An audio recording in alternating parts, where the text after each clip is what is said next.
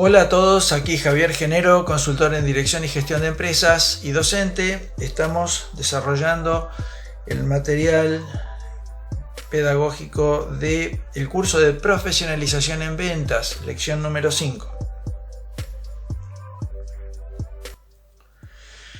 Proceso de venta persona a persona en tiempos de pandemia y aislamiento social. Todo lo que en adelante se explique respecto de las técnicas de contacto personal con clientes debe adecuarse a los diferentes protocolos sanitarios que cada empresa de cada rubro tiene especialmente dispuestos por las autoridades competentes en materia de salud pública y las propias autoridades de la empresa. Muy bien, seguimos con el análisis paso por paso. Estamos en el punto 6, que es oferta con valor agregado o presupuesto y seguimiento.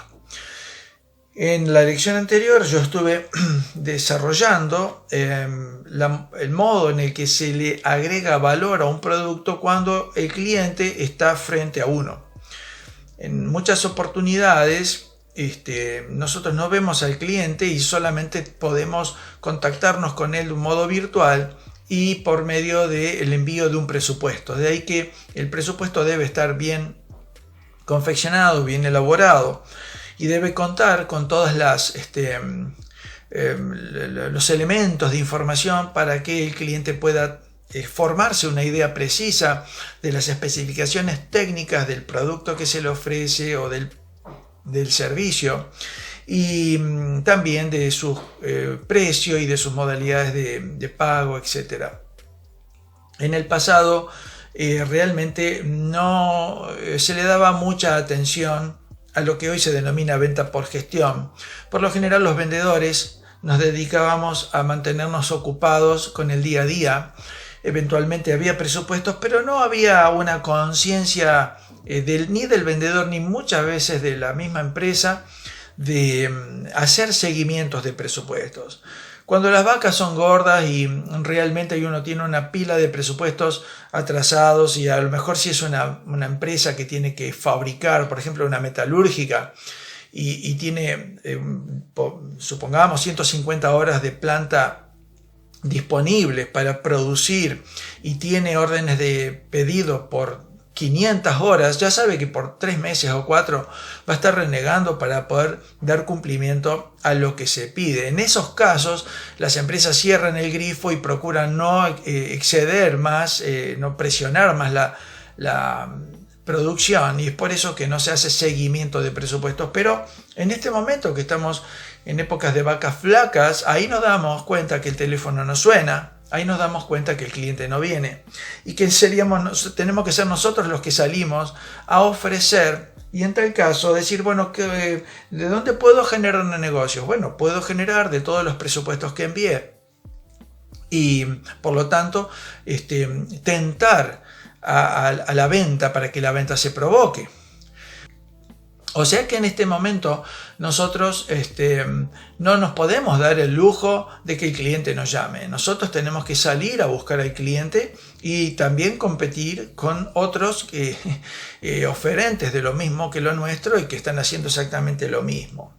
La venta por gestión, vamos a ver qué es y cómo se aplica este concepto de la venta producto del envío de presupuestos y la realización de un seguimiento a conciencia de los mismos con el fin o bien de cerrar un trato, o bien darlo por perdido, pero sabiendo la causa por la que no fuimos elegidos. Es muy importante saber la causa eficiente por la cual perdemos un negocio. No siempre se sabe, es verdad, es difícil a veces averiguar, pero la idea es que también el vendedor, que ahora realiza en su tiempo libre venta por gestión, también incluya la obligación de averiguar cuanto más se pueda sobre las causas por las que nosotros perdimos, porque eso marcaría debilidades de nuestra oferta y si nosotros superamos nuestras debilidades podemos aumentar nuestras probabilidades de cerrar negocios y de vender. Muy bien, ahora vamos a ver proyecciones de ventas en función de los presupuestos. Voy a hacer un caso como lo hacemos normalmente en todas las empresas, así cuadrado como una baldosa. Primero y principal, nosotros tenemos que decir, bueno, averiguar cuál es la cuota de gastos mensuales que tenemos que cubrir en cualquier empresa. En este caso, imaginémonos que es 1.000.000 de pesos. Tenemos 1.000.000 de pesos mensuales de gastos que cubrir. Supongamos que nuestro margen bruto es de un 33%. La facturación mínima, por ende, debe ser de 3 millones de pesos mensual para poder cubrir esos costos mensuales.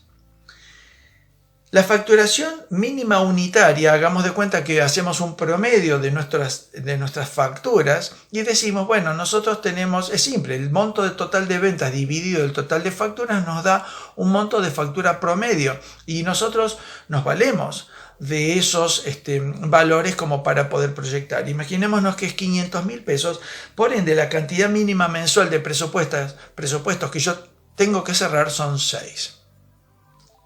Continuamos.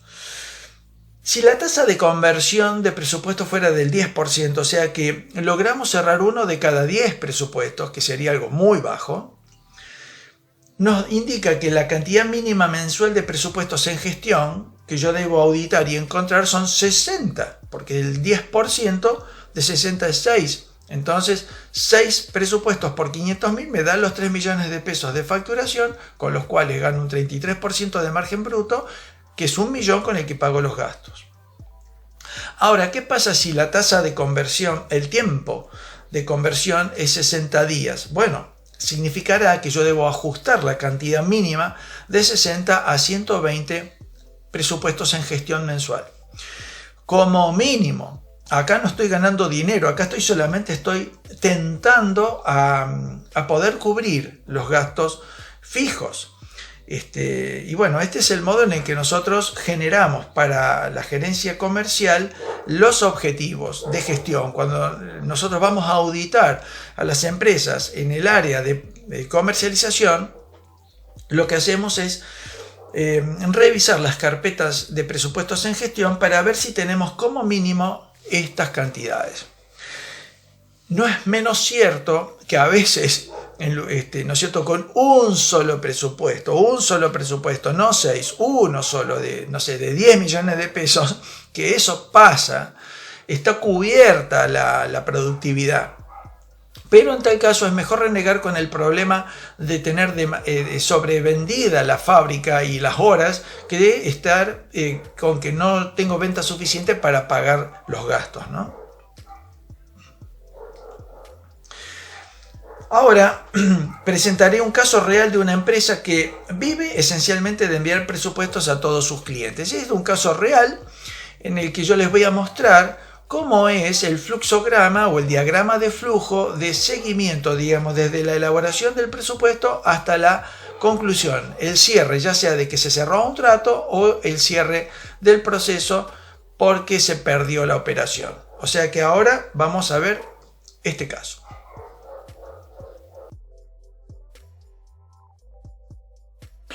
Muy bien, vamos ahora a ver un caso real de lo que es un fluxograma de seguimiento de presupuestos o venta por gestión. Es un diagrama de flujo en el cual voy a mostrar cómo una empresa para la cual yo he trabajado asesorando sobre este punto logró organizar su paso por paso de seguimiento de presupuestos. Entonces, bueno, ahora ustedes lo están viendo en tamaño reducido, vamos a ir viendo por zona, de modo tal de que podemos entender cada una de las partes. Acá ustedes están viendo el diagrama de flujo completo. Puedo agrandar un poco más, ahí está. Ahora vamos a ir viendo ya más pormenorizadamente. Bien. En la primera parte, que tenemos el proceso de ventas y seguimiento, parte A, inicial. En esta primera parte tuvimos que definir, a los fines de poder alimentar el sistema de software con el cual llevamos bajo control todo esto, al menos 3 categorías de información. Uno es el estado, o sea, el cliente puede ser interesado o no interesado. O sea que en un contacto el cliente puede mostrarse interesado como no interesado. Las acciones que el vendedor va a hacer enviar un presupuesto un presupuesto enviado, presupuesto modificado, primer follow, segundo follow, contactar a futuro, en negociación, venta perdida, venta ganada y proceso cerrado. Como verán, acá tenemos más o menos unos 8, 9 o 10 acciones que implica la venta por gestión en esta empresa. En cuanto a la categoría de seguimiento, es inicial, primer follow, segundo, tercer, cuarto follow, en fin, las distintas instancias que se quieran tener. Entonces, ahora sí, vamos a ir viendo cómo es que se hace este proceso. El primer punto, como podemos ver, es ingreso del contacto, ya sea por web, teléfono o en persona, en menor cantidad de casos, o activación por base de contactos, o sea, tenemos una base de contactos y llamamos a esos contactos.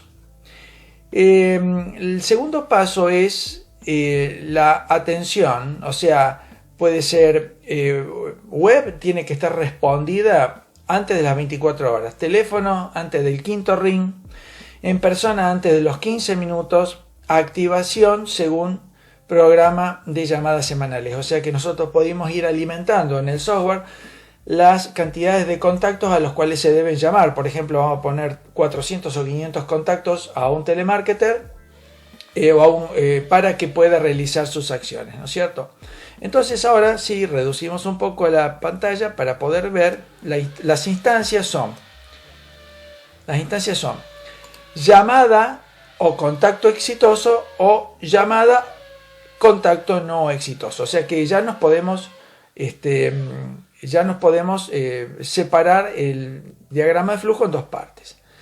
Si el contacto fue no exitoso, el tercer momento es repetir el llamado 3 veces. O sea que si yo voy a auditar un contacto no exitoso, tengo que ver si se hicieron las 3 llamadas tal como está previsto. ¿Por qué? Porque esas 3 llamadas puede desencadenar un contacto exitoso, retomamos al punto 3.1, o llamado contacto no exitoso, entonces contacto no contactado o contactar a futuro. O sea, el resultado puede ser que al tercer llamado no lo pudimos encontrar, o que si lo encontramos dice, no, llámenme muy a futuro, no por el momento. Entonces se cierra esa parte del fluxograma. En cuanto al llamado exitoso de una, puede tener cliente interesado como cliente no interesado. Si el cliente, como vemos acá, no está interesado, el cliente no brinda datos completos que permiten presupuestar. Cerrar gestión asentando motivos, ¿sí? El estado es cliente no interesado y la acción es cerrar. Ahí muere el fluxograma en esa parte. Pero por el contrario, vamos a adelantar un poquito por acá. Así. Epa, se me fue. Ahí está. Ahora sí, lo puedo achicar. Puedo venir un poquito por abajo. Ahí está. Ahora sí, en el 5.1.1 dice: brinda datos completos que permiten presupuestar. El estado es cliente interesado, acción enviar presupuesto. Ahora, por el contrario, si el cliente no brinda datos completos que permiten presupuestar, acordar la fecha de rellamado. El estado va a ser cliente interesado, la acción rellamar, asentar fecha acordada. Cuando se llega a esa fecha, ¿qué puede ocurrir? Bueno, que el cliente no brinda datos completos que permiten presupuestar, cerrar, en este caso la orden es cerrar la gestión asentando motivos, estado cliente no interesado, proceso cerrado. Pero si brinda datos completos que permiten presupuestar, retoma al punto 5.1.1, que es que brinda los datos.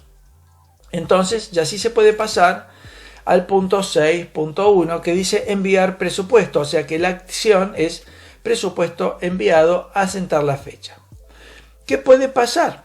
Bueno, la séptima acción o el séptimo paso es 24 o 48 horas llamar para confirmar recibido, acordar fecha de rellamar o tentar cierre del trato. O sea que a las 24 o 48 horas el vendedor debe llamar con el pretexto de saber si el cliente realmente recibió el presupuesto y lo vio, Y en tal caso podemos llegar al punto de, ¿no es cierto?, de que sí, que se lo cerramos ahí.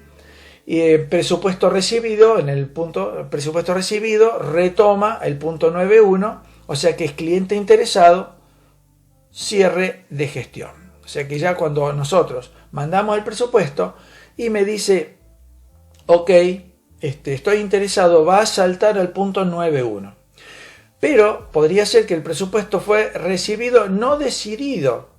Inicia primer follow. El estado va a ser cliente interesado, la acción primer follow, contactar a futuro. Y ahora sí, nos vamos a meter en la segunda fase del proceso de seguimiento, que es proceso de ventas y seguimiento, parte B, primer follow.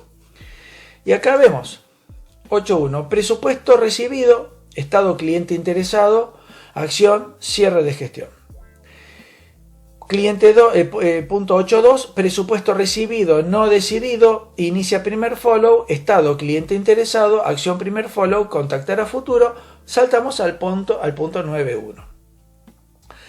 En el punto 9.1 dice contactar al cliente, 3 acciones, constar fecha y hora. ¿Qué puede suceder? Vamos por la negativa. Hagamos de cuenta que punto 10.2, llamada o contacto no exitoso, va a ir a repetir el llamado 3 veces asentando fechas. ¿Y en qué va a terminar? Bueno, en el 12.2 dice llamado o contacto no exitoso, cliente interesado, acción primer follow, contactar a futuro. O sea que no se lo da por muerto, sino que se lo deja en agenda para llamar a futuro. Por el contrario, en el 12.1, llamado contacto exitoso, retoma en el punto 10.1, que es el que está acá arriba.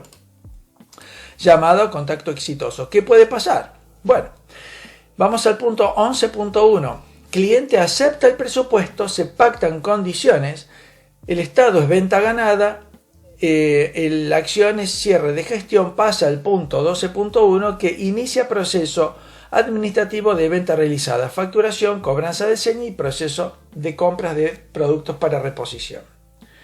Por el contrario, si el cliente no acepta el presupuesto, entonces vamos a pasar al punto 12.2.1 que dice el cliente acepta negociar, y en tal caso pasamos al punto 13.1 que dice el cliente se modifica y envía el nuevo presupuesto, retoma desde punto 6.1. El estado es cliente interesado, acción, primer follow, presupuesto modificado. Por el contrario, en el 12.2.2, cliente no acepta negociar, se cierra el proceso, venta perdida, proceso cerrado. Bueno, ahora en este caso hemos podido tener una noción de cómo realizar u organizar en un call center o en una oficina simplemente de ventas en donde tenemos que hacer venta por seguimiento de presupuestos, o sea, venta por gestión, el modo en el que nos tenemos que ordenar o tenemos que organizar. ¿Por qué? Porque si tenemos que contactar a una masa de 1.000, de 2.000 o de 3.000 clientes, tenemos que tener un soporte de CRM, un soporte en donde permita ir administrando todas las gestiones en forma automática, que ya directamente cliqueando estados, acciones o momentos, ya directamente me va armando una agenda.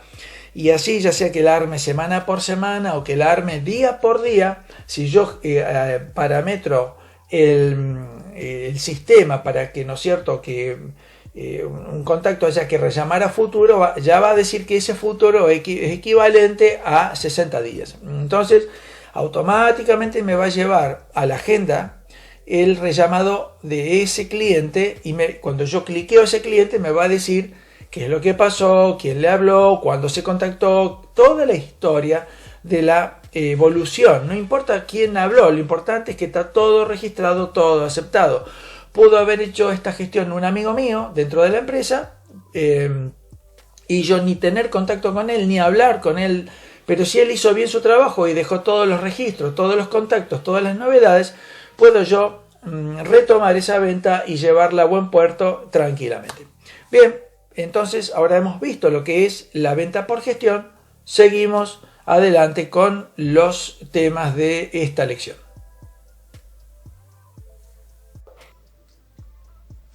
Muy bien, seguimos con el análisis paso por paso. Estamos en el nivel 7, refutación de objeciones. ¿Qué es una objeción? Bueno, se trata de una observación realizada por el cliente sobre cierta característica del producto o servicio que le ofrecimos que no satisface sus necesidades o requisitos, ¿sí? O sea que es un y sí, pero lo compraría, pero no lo puedo comprar. ¿Por qué? Porque hay una objeción. Tal como vimos, si el requisito es crítico, corremos el riesgo de perder la venta si no somos capaces de refutar esa objeción, ya sea que la erradicamos o como que la compensemos. Bien, ¿qué debemos entender respecto de las objeciones? Cuando el valor agregado percibido, ¿no es cierto?, por el cliente y generado por el vendedor, pero percibido por el cliente, supera en peso psicológico a las objeciones que recaen sobre el producto o sobre el servicio, el proceso de venta se encamina hacia un cierre seguro. O sea que si yo, como vendedor, marco suficientes ventajas competitivas, características inherentes del producto que minimizan las objeciones, o sea que las objeciones tienen poco peso, avanzamos hacia un cierre de trato. Ese es el curso normal, psicológico. Ahora bien, cuando el valor agregado por el vendedor resulta inferior en peso psicológico a las objeciones que pesan sobre el producto o servicio, el cliente no comprará por más técnicas de cierre que se le quieran aplicar. O sea, esto es claro. Por más que nosotros seamos magos, no vamos a hacer magia cuando el cliente encuentra que el producto tiene una serie de desventajas, fundamentalmente que no satisface sus necesidades más críticas y de fondo. Ahora bien, vamos a algunos consejos para refutar las objeciones. En principio, debemos asumir la objeción como un hecho natural de la venta. No tenemos que tensionarnos. No tenemos que juzgar al cliente como un cliente, podríamos decir, de orden difícil, una persona difícil, un cliente feo de tratar, simplemente porque es un cliente exigente. No, asumamos la objeción como algo propio de un cliente normal de este momento, que es altamente competente en la compra, porque ve mucho antes de comprar. Buscar la causa raíz, o sea, ¿cuál es la causa que está generando la objeción? Porque si yo puedo identificar exactamente cuál es la causa, puedo ver si el cliente está equivocado o si está acertado, ver si tengo evidencias en la mano para hacerle ver que está equivocado. O que en definitiva, estando acertado, tenemos otras ventajas que superan con creces la desventaja que propone la objeción. ¿Qué mejor sería? Resolver la causa. Hay que decir, bueno, mire, no hay problema. El auto lo quiere comprar, ¿no es cierto?, con llantas de magnesio, no hay ningún problema. El precio se lo vamos a incluir y le cambiamos. Entonces erradicamos el problema. No, porque yo creí que este modelo venía con llantas de aleación. No, este modelo no viene con llantas. No, entonces no lo quiero. Vamos a una cosa. Le damos la llanta de aleación y ya erradicamos el problema. Y lo importante es que toda vez que llega la primera objeción y la podemos refutar, tenemos que procurar cerrar el trato. No tenemos que dejar más tiempo libre como para que el cliente piense una nueva objeción. O sea, cuanto más lo dejamos pensar al cliente, en definitiva, tanto más probabilidad tenemos de que aparezcan objeciones y se demore el proceso de venta e incluso amenace con que no se pueda llegar a cerrar el trato. Voy a explicar entonces ahora una técnica que podemos utilizar que se llama la técnica del metamodelo. Se trata de una serie de preguntas que podemos emplear para interpelar el discurso y por ende el pensamiento del cliente a los fines de reconsiderar el peso que realmente tiene el incumplimiento de cierto requisito por parte del bien que le ofrecemos. No debe tratarse de una manipulación del discurso, sino de una herramienta esclarecedora. No pensemos que vamos a manipular psicológicamente al cliente, sino que le vamos a ayudar a entender mejor cuál es la objeción que está planteando y si tiene razón o no la tiene. El metamodelo, en definitiva, no es algo extraño, es un conjunto de preguntas, pero que utilizadas con inteligencia puede ayudar muy mucho al cliente a resolverse y en tal caso a comprar. Por ejemplo, ¿qué pasaría si? Una pregunta habilitante, ¿qué pasaría si? Este auto, yo creí que no lo quiero. Al auto sin llantas de aleación. ¿Qué pasaría si yo le consigo que por lo menos 2 llantas de la empresa se las reconozca? Y bueno, entonces en tal caso compartimos salvamos la falla del auto en que estéticamente lo quería con llantas de aleación y para el cliente era realmente importante, y en lugar de perder 4 llantas perdemos 2. Y llegado el caso, bueno, ¿y qué pasaría si yo le digo que le puedo poner las 4 llantas? Bueno, entonces lo compro. O por ejemplo, específicamente ¿qué? La pregunta, esto no sé qué tiene, este auto no me gusta mucho. Perdón, ¿usted me podría decir específicamente qué es lo que no le gusta del auto? Ya es como para ayudarlo a pensar. Las palabras como cuándo, como cómo, o comparado con qué. O sea, pasa que este auto realmente no es el mejor del mercado. Perdón, ¿usted está diciendo esto comparado con qué marca? ¿Con qué marcas? Porque yo tengo otro concepto del auto. Hay una pregunta que se llama ¿quién lo dice? ¿Quién lo dice? En definitiva es una manera de interpelar el discurso del cliente llevando la observación sobre la fuente. ¿No? ¿Quién lo dice? Usted, no, pasa que estos autos que están fabricados en Brasil están todos con mala calidad. Perdón, ¿de qué fuente usted obtuvo esta información? Por el contrario, Brasil está a la cabeza en gestión de la calidad de fabricación automotriz. ¿Quién se le ha dicho esto? Porque evidentemente lo han engañado.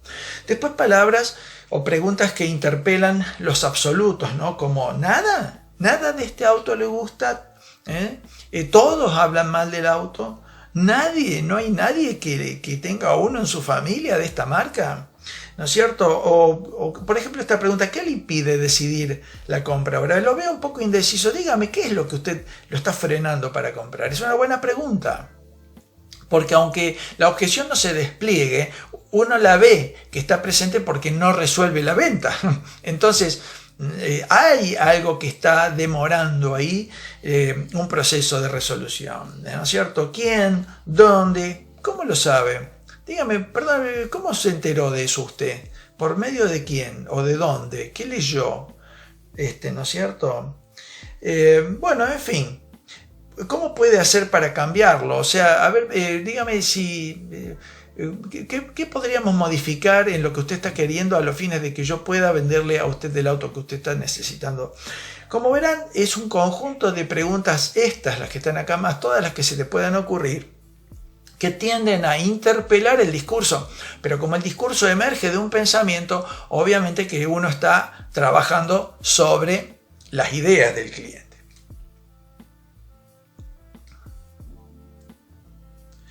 Muy bien, entonces ahora vamos al proceso de cierre del trato y de repetición del proceso. ¿Qué significa?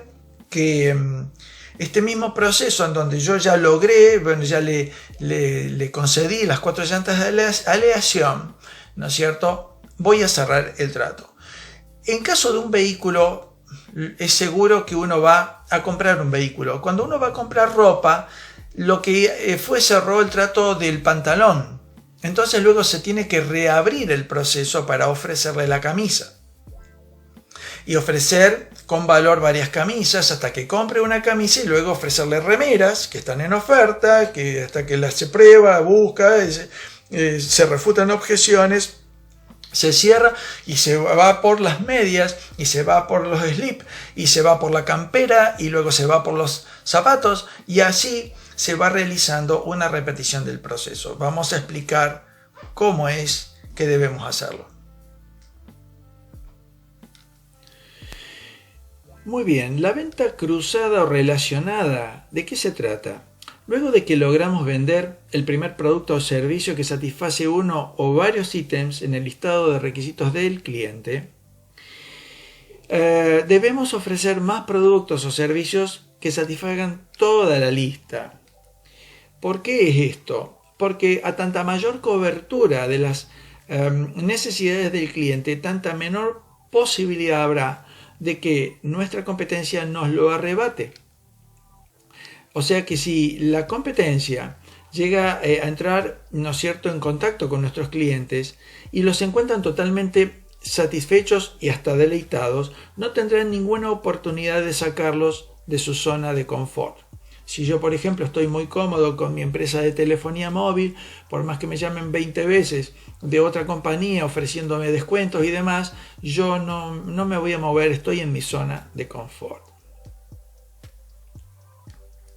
O sea que la manera en la que nosotros vamos agregando productos y vamos satisfaciendo la lista completa de necesidades del cliente, no solamente que nos aumenta el ticket promedio, la facturación, sino que además permite que salga del salón de ventas un cliente satisfecho con muy pocas probabilidades de escuchar otras ofertas, porque ya tiene todos los bienes y todos los servicios que estuvo buscando y ya concluyó. Entró en una zona de reposo. Y así es el proceso, ¿no? Apetitividad, consumación y apaciguamiento. O sea que el deseo es primero una apetitividad, hay un apetito por consumir, hay una consumación, un proceso de búsqueda, de selección, de convencimiento y finalmente una posesión o un disfrute del servicio que hace que el cliente esté satisfecho. Entonces ahora sí vamos a pasar a cuestiones que tienen que ver con el cierre del encuentro. Notas memorables. Nosotros vimos en lecciones anteriores una flecha amarilla que significaba el contacto o la relación personal, persona a persona, entre el cliente y el vendedor. Y habíamos dicho que hay un momento en el que hay un contacto, el primer contacto, ahí se inicia el proceso. En simultáneo con el proceso, la barra roja, que es el proceso de compra, y que ese proceso obviamente llega a un final, pero es una sumatoria de aperturas de cuerpo y cierre de ventas de productos relacionados con la venta cruzada y demás. Ahora bien, nosotros dijimos que debemos iniciar el proceso de venta con el cliente dando una nota positiva de bienvenida que mejore el estado anímico que traía o presentaba. Allí yo compartí con ustedes lo que es el módulo de bienvenida, en donde el cliente hay que hacerlo sentir simpático y bienvenido, valioso, importante, cómodo y relajado, escuchado y comprendido. O sea que el cliente venía seguramente con una nota neutra o mala y viene y de repente tiene una muy buena impresión de un inicio de experiencia de consumo. O sea que nuestro punto inicial debe ser alto, pero el punto final debe ser más alto. Por eso el cierre del encuentro es tan importante, porque debemos cerrar el encuentro con una nota más alta y positiva que quede en el cliente como una experiencia memorable. Hay un fenómeno que le denominan efecto resencia en la psicología humana, que las partes finales de cualquier cosa marcan o tiñen todo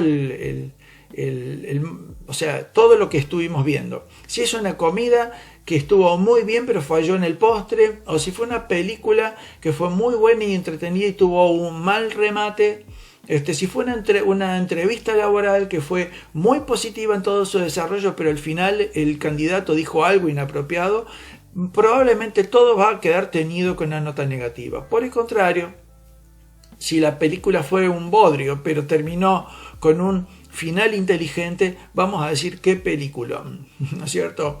Y si el candidato en la entrevista laboral pifió toda la entrevista laboral, pero atinó con mencionar algunas habilidades muy especiales y particulares hacia el final, qué bárbaro, este es el candidato que vamos a elegir. Y es por eso que esa nota memorable debe quedar grabada en la impresión del cliente para que cuando se reedite la necesidad de comprar, adquirir estos productos, nos recuerde a nosotros, porque vamos a estar vinculados con un recuerdo positivo y agradable. En este caso de la foto usted ve una moza que está haciendo la despedida y está tocando a las clientas. Hoy por hoy esta foto está desactualizada porque no se puede hacer. Lo que se refiere al ok es a un ok en el hecho de un contacto humano, una despedida personal. En ese caso sí. Asegurarse, en este caso, por ejemplo, un apretón de manos, no, posiblemente ahora tengamos que pensar en un coditos o golpear los nudillos, pero mirar a los ojos al cliente, hacerle referencias con las palabras a algo que sea personal, personalísimo, al hecho de te veo, te reconozco, gracias, qué bien que la pasé con vos. Estas cuestiones de cierre del encuentro para generar esta nota alta de impresión es fundamental. Ahora continuamos con el proceso y ya llegamos a la parte final, a la postventa, o sea, cuando el cliente ya se fue. Cuando el cliente se fue, se llevó el auto o el cliente compró el viaje a Río, en el futuro, o sea, al minuto, ya empieza a experimentar el consumo del producto. Hasta el momento ha tenido una experiencia de consumo de la experiencia de compra, pero no de la experiencia de uso. Ahora va a usar, va a probar. Y eso se llama validación. ¿Qué significa validación? Cuando ya un cliente real se encuentra con el producto real o con el servicio real. Ahí es donde se produce el momento de la convalidación de esto que decíamos entre las expectativas y la percepción. Y dijimos, si la expectativa era superior a lo que terminó experimentando, el cliente va a estar insatisfecho. Por el contrario, si la experiencia resulta absolutamente superior a lo que se esperaba, el cliente va a estar deleitado. Por eso en la postventa nosotros tenemos como vendedores la responsabilidad de que, bueno, fundamentalmente de atender quejas y reclamos y de participar en la parte que nos toque en la retención y la fidelización. Vamos entonces a desarrollar estos puntos.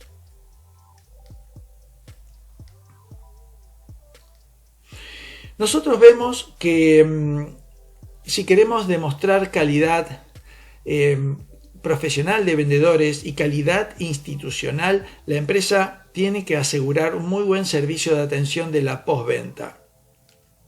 En este caso, una de las cuestiones que vamos a hacer es, si no vamos a recibir nosotros las quejas y los reclamos, por lo menos estar notificados de que los clientes han presentado quejas y reclamos. Vamos entonces a ver qué significan las quejas y los reclamos, porque estamos hablando seguramente de un cliente insatisfecho, pero hay una diferencia sustancial entre una queja y un reclamo. Una queja es una sensación de insatisfacción o incomodidad, algo molesto, que siente el cliente toda vez que el bien que le vendimos o el servicio que le prestamos no cumplió algún requisito de orden menor, de forma y no crítico, pero que de todas maneras el cliente desearía que el vendedor y su empresa repararan o compensaran, o sea, lo va a decir, ¿sí? La queja, podemos responder a una queja tal como si fuera un pedido. Entre un pedido es una subordinación. Cuando alguien pide a otra persona, se está poniendo en una posición psicológica de subordinación. Usted tendría bien, ¿no es cierto?, al mozo, ¿no es cierto?, me traería otra botella de agua, por ejemplo. Es un pedido. Es como que uno espera o comprende que el otro tiene el derecho o el poder de decir sí o no. En tal caso, no estamos frente a una acción imperativa del cliente, sino más bien conciliadora, como si quisiera mejorar una experiencia que ya le resultó satisfactoria, pero que podría tornarse excelente, ¿no es cierto? Entonces, de esa manera, uno va a un restaurante y dice, discúlpame, no hemos podido comer toda esta pizza, no, mira, toda esta comida. Habrá una posibilidad de que nos las pongas en una cajita, así con todo gusto, ¿no es cierto? No es ninguna obligación hacerlo, pero si se hace, bueno, ahora es una práctica bastante recurrente. Diferente es un reclamo. Es una sensación de insatisfacción o injusticia que siente el cliente toda vez que el bien que le vendimos o el servicio que le prestamos no cumplió algún requisito principal de fondo y de orden crítico, y por el cual el cliente exige que el vendedor y su empresa reparen o compensen. Es diferente. Acá ya el cliente siente que no se cumplió un pacto comercial, o sea, hay una injusticia. Y la posición psicológica del reclamo es desde un nivel superior. No se puede responder como un pedido, es una orden. Debemos responder a un reclamo tal como si fuera una orden. En tal caso, sí estamos frente a una acción imperativa del cliente, quien de alguna manera amenaza con que si no nos hacemos cargo de la falla, nos eliminará como proveedores, o incluso hoy en día podría plantear acciones frente a la defensa del consumidor. Entonces tenemos que tener mucho cuidado con esto. La posición psicológica frente a un reclamo es que el cliente siente que se incumplió el pacto comercial. Una queja es algo que un pacto comercial se cumplió, pero podría mejorarse si se le concediera algo. Muchas pequeñas quejas a la larga representan para el cliente un peso equivalente a un gran reclamo. Hay que tener cuidado porque uno a veces, ¿no es cierto?, puede ser que, ¿no es cierto?, el restaurante tenga muy buena calidad de comida, que tenga muy buena ambientación, que tenga muy buena música, pero que el mozo sea bastante molesto. Bastante molesto. Ya con que sea molesto y moleste a lo largo de toda una experiencia de cena, por más que la cena haya sido un plato gourmet exquisito, probablemente no vuelva nunca más ahí, porque los mozos son todos molestos y son pequeñeces que a la larga suman como una gran falla del servicio. Catarsis de la insatisfacción. Bueno, cuando un cliente se frustra porque siente que hizo una mala compra, se conecta con el enojo e inicia, por tanto, un proceso psicológico de control interno para compensar ese sentimiento. ¿Qué es ese proceso interno? Un mecanismo de compensación de la frustración muy frecuente en el ser humano es contar a otras personas lo mal que se siente, como si hablándolo, alivianara su carga. Es probable que alguien le cuente a 20 personas lo mal que está y comparta solo con 4 aquello que le causó felicidad. Entonces, cuando nosotros tenemos un cliente insatisfecho, estamos teniendo una fuente de emisión de mala prensa, de mala reputación de nuestros productos o de nuestros servicios, o de nuestra empresa o de nuestra persona. Un aspecto muy importante que tenemos que tener presente es lo que yo denomino queja por reclamo, reclamo por queja. Muchas veces el cliente plantea un reclamo imperativo, como un reclamo imperativo, lo que solo tiene valor de queja, o viceversa, plantea solo una tibia queja cuando en realidad podría exigirla de modo imperativo. Acá yo les pongo algunos ejemplos. Por ejemplo, el cliente puede decir: ¿me haría el favor de entregarme el pedido en la fecha que acordamos? O sea, es un pedido, ¿no es cierto? Hagamos de cuenta que el pedido se está demorando, ¿no es cierto? O no hay novedades del pedido. Y entonces el cliente le dice: che, estamos cerca de la fecha de entrega. ¿Podrías entregármelo a la fecha? Porque yo estoy esperando esas sillas que compré para mi cumpleaños para tenerla en el comedor, ¿no es cierto? Aunque O sea, todavía no llegó el cumpleaños, pero las sillas tampoco llegaron. Entonces él podría pedir, por favor, ¿me podrías? Pero en realidad es una obligación de la fecha prometida a ser cumplida. Otro dice, usted no puede darme el producto en esta bolsa amarilla, es un bochorno. Bueno, el color de una bolsa no es un argumento que pueda valer un reclamo. Ahora, si la bolsa tuviera inscripciones raciales, o sea, racistas, o alusiones sexuales, o connotaciones de género, o cuestiones de propaganda, ¿no es cierto?, de partidos políticos, qué sé yo, en ese caso sí sería un reclamo. No, esta bolsa no. ¿Se entiende cómo la persona puede decir, puede plantear una tontería como un reclamo? No me puede dar esta bolsa de este color. Ahora, podría decir, ¿me podrías dar otra bolsa que no tenga cruces esvásticas ni nazismo? Por favor, podría ser que podría pedir algo que es obligación de la empresa, dar una bolsa que no tenga estas connotaciones, ¿no? Acá otra dice, ustedes deberían poner aire acondicionado. ¡Qué desconsideración! Bueno, hoy por hoy parece como que el aire acondicionado hasta se lo podría reclamar. Pero ya es un hecho que el aire acondicionado eleva la venta en un 20 o 25% y mejora la calidad de vida de los vendedores y de toda la gente que participa en la empresa. Entonces es medio absurdo no invertir en aire acondicionado.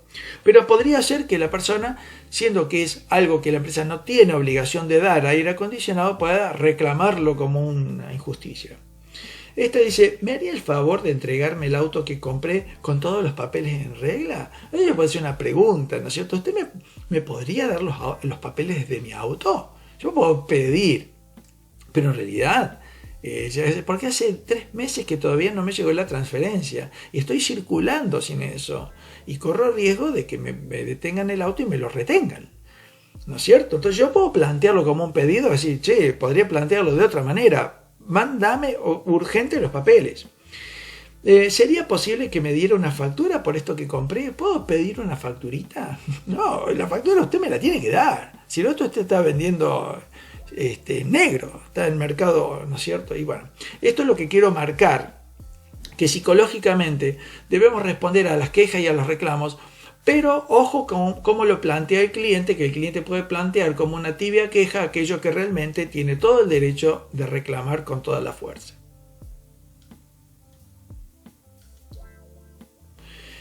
Retención y fidelización de clientes. Lograr el cierre de una venta convierte a un prospecto de mercado en un comprador.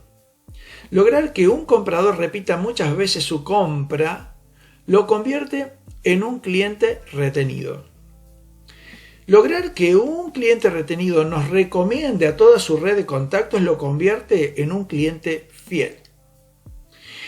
Y lograr que un cliente fiel nos haga preguntas personales sobre cómo estamos nosotros o nuestra familia lo convierte directamente en un amigo. O sea que evidentemente retener y fidelizar clientes tiene todo un proceso que puede llegar incluso hasta la amistad y el aprecio personal.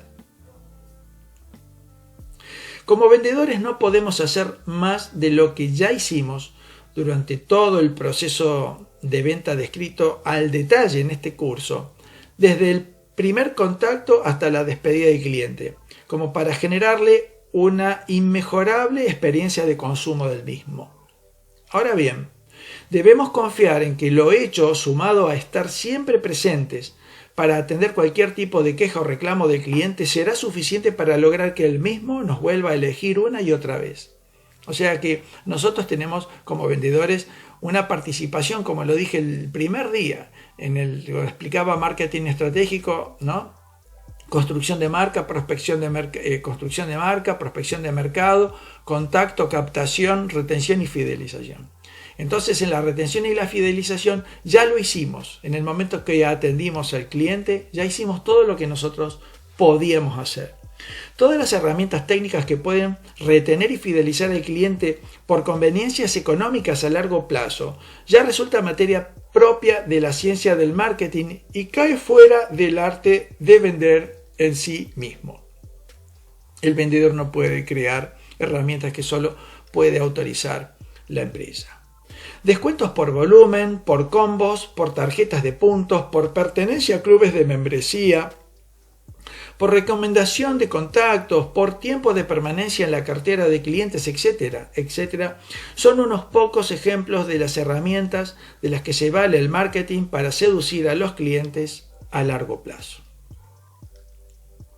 Solo nos resta hacer un resumen final de las malas praxis evitables y las últimas recomendaciones para el vendedor altamente profesionalizado, lo cual veremos en la lección siguiente. Así es que ya hemos agotado todos los conceptos técnicos que están dentro del proceso de venta del 1 al 10. Así es que en la próxima lección voy a hacer un raconto de aquellos errores cometidos por vendedores que he podido, inventariar a lo largo de mis años como consultor externo y que los he puesto también en este mismo orden, o sea, errores en el primer contacto, errores en el traspaso, errores en el segundo contacto, errores en la indagación, errores en el diagnóstico, errores en la oferta con valor, errores en el cierre del trato, errores en el cierre del encuentro y errores en la respuesta de postventa. Así es que bueno, nos vemos en la próxima lección. Muchas gracias.